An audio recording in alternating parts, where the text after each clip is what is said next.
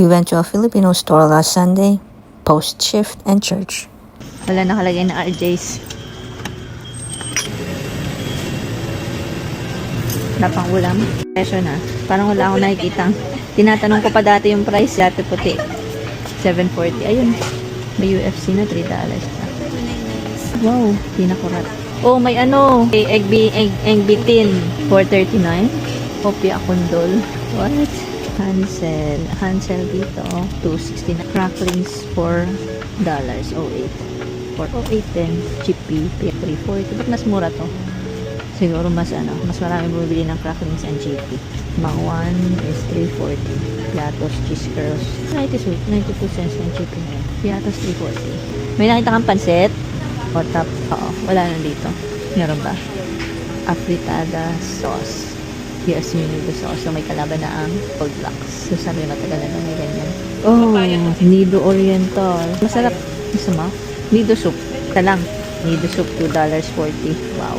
$2.40. Mickey, kanton lang lahat. Walang ditong pansit ba to? Yung pansit ba to? Wala. Hindi na tayo sa bahay. Walang presyo for ano. Uy. Tingnan mo oh. May squid ink flavor na ano. Pansit. Meron na sila. Gusto mo i-try? No. I don't like it. Squid ink. $4. Mais, kes, mango, walang presyo. Pandan, magnolia. May mga maliliit dun oh. Nyog ba yan? Walang presyo. Huwag na. Dry salted oh. $8.99.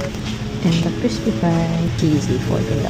Tuna spread, the lady's choice. How much? Ito nakalagay. Century tuna, $2, $3. Mega sardines is $1.25.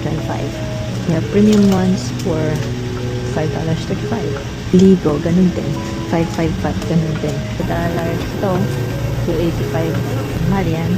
Dailies pa. Dailies na! Dailies! How much ang dailies? Ano nakalagay? Siguro $3.49 din. Pancit canton $2.89. Yung $2.29. Yung kakanin $8.25 ang isa. 80. The sales ka $34.79. Wait. Yeah.